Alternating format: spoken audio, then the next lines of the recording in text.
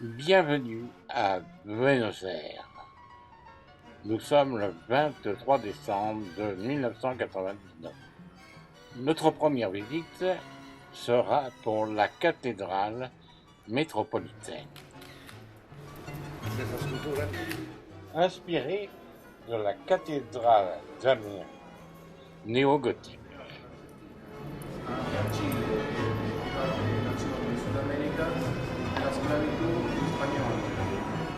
Nous sommes en plus devant le tombeau de José de Saint-Martin qui créa l'indépendance de l'Argentine.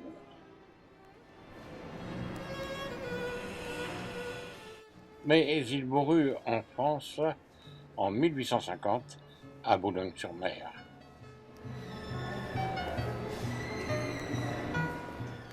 Au-dessus de l'autel surplombe une tour qui a 112 mètres de hauteur vue de l'extérieur.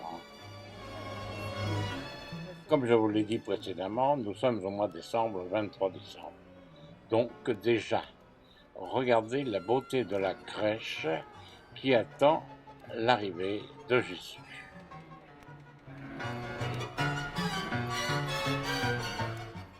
Il faut vous dire qu'en Argentine, l'on est très croyant. La place de Mai, où de nombreux événements se déroulèrent depuis le 25 mai 1810. Au fond, le palais rose présidentiel. Modification.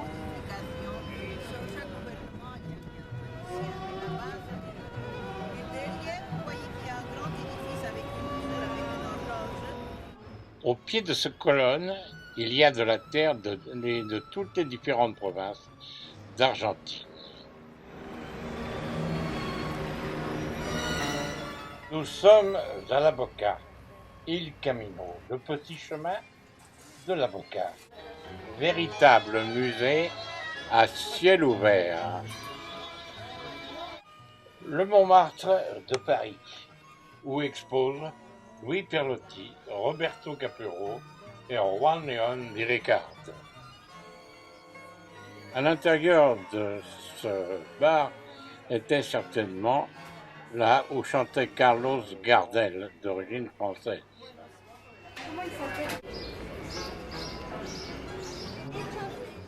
Avouez que parmi ces fleurs, sous le soleil, un 23 décembre 1989, c'est extraordinaire.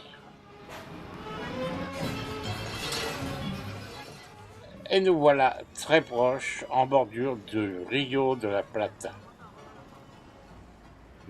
Le bosque de Palermo, où l'on peut accéder par le métro Piazza d'Italie. La splendide rosée de El Rosendal. Le passage de la Rose. Lacs, fleurs, arbres y sont présents. Une vraie promenade semblable au bois de Boulogne à Paris. Mais ici, les fleurs sont en hiver, l'été à Buenos Aires. Particulièrement, Rodin a su traverser l'Atlantique ainsi que d'autres grands sculpteurs. Ici sont nombreux les gens qui viennent faire leur footing tous les matins. En bordure du Rio, qui en cet endroit a 70 km de large et une longue histoire. Et nous voici dans le Neuilly, si j'ose dire, de Buenos Aires. Surtout de belles propriétés. C'est ici qui, pour la première fois, fut chanté et composé l'hymne argentin. C'est au travers de cette verdure que nous allons nous rendre vers la Recoleta.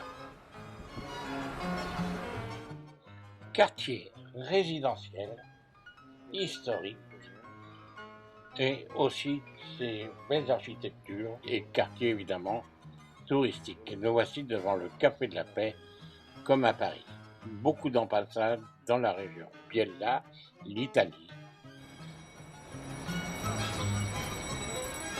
C'est dans cette avenue que réside un des plus bels hôtels de la planète, paraît-il. Réflexion, où va-t-on manger? Nous avons arrêté notre décision devant cet étalage de grillades, mais sont nombreux les restaurants dans le quartier. Ici, ce sont des tripes Et moi, c'est de la tranche de et un viande plat uruguayen, roulée, la viande roulée roulée avec farcie. à l'intérieur du jambon, du fromage et de la tomate. C'est bon? Ça s'appelle du polo de carne. C'est succulent. Mais maintenant, il ne nous reste plus qu'à digérer sous l'œil des serveurs. Toujours la Ricoletta, l'arbre le plus gros d'Argentine.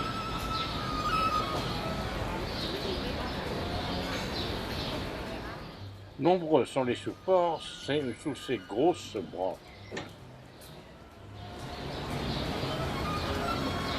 On est obligé même de... Au fond, l'église Notre-Dame du Pilar. L'ensemble, le cimetière fut fondé par la congrégation franciscaine de Los Recoletos. Ici, c'est une chapelle. Chapelle de prière avant l'entrée au cimetière. L'intérieur de Notre-Dame du Pilar, mais en séjour accompagné d'une jolie crèche à l'intérieur. Nous voici dans le premier cimetière, musée si j'ose dire, de Buenos Aires. Il y a 6000 tombes. Il est classé musée historique national.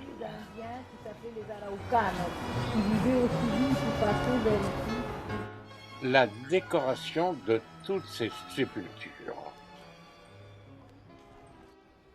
Si nous étions en France, à Paris, ce serait l'identique presque du cimetière du Père-Lachaise. De toute façon, si vous arriviez à lire... Tombe mémorable des dernières années après la guerre, la tombe de Eva Perón. Surtout, ne m'oubliez pas. Il est parti en voyage de noces au Tyrol en Autriche et une avalanche est venue et l'a tué. Alors, à ce moment-là, son chien ici à Buenos Aires s'est mis à pleurer et personne ne comprenait pourquoi.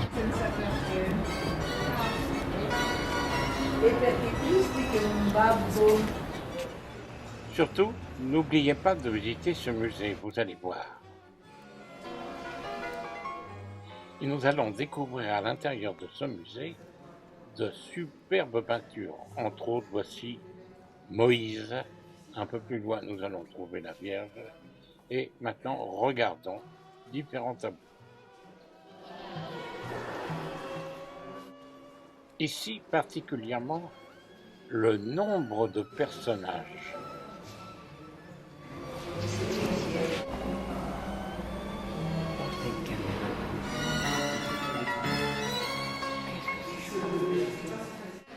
La beauté de cette femme qui, semble-t-il, semble remonter à l'époque du XVIIIe siècle. Quant à ces baigneuses, elles n'ont pas peur que l'on les regarde.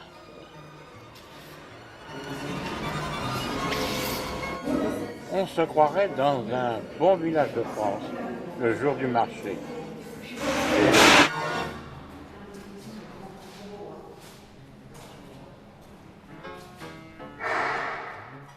Cette statue a peur de la lumière.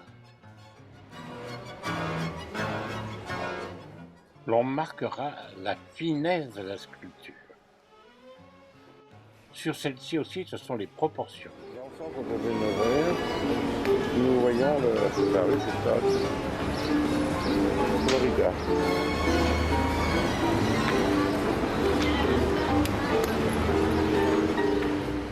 Il est fort intéressant de voir la vie dans les grandes rues de Buenos Aires en fin de journée, toujours à l'approche des fêtes de Noël.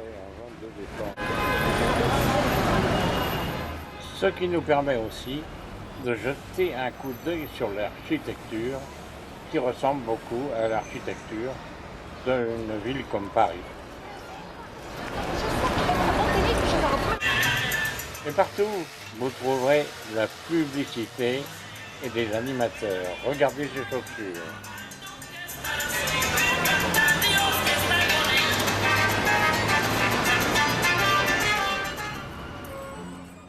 Fin de journée, certaines odeurs nous attirent.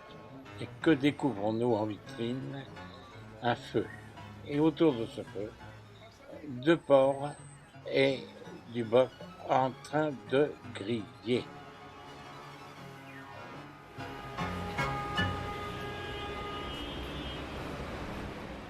Un coup d'œil sur la carte et cela nous incite à pénétrer à l'intérieur du restaurant où les grilladins nous attendent avec impatience.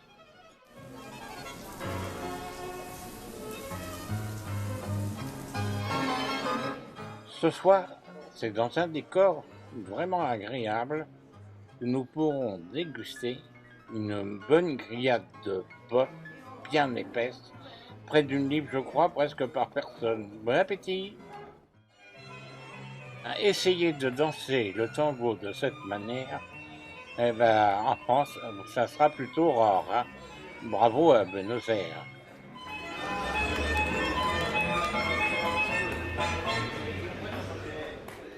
Pour finir la soirée, nous irons à Casabianca assister à un spectacle de tango.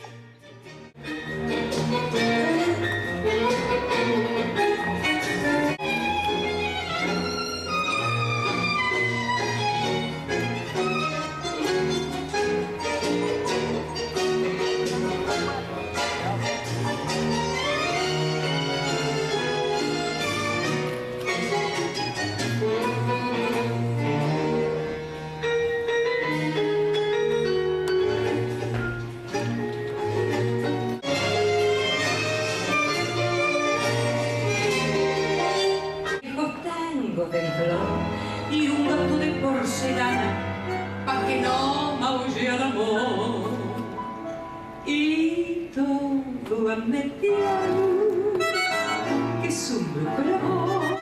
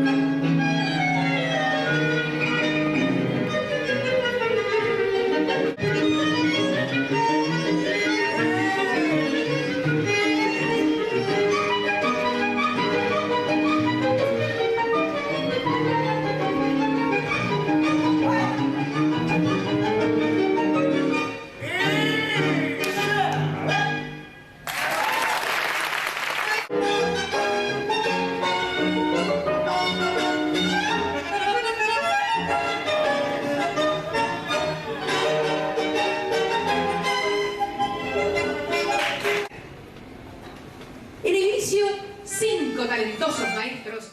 Bonsoir et bonne nuit.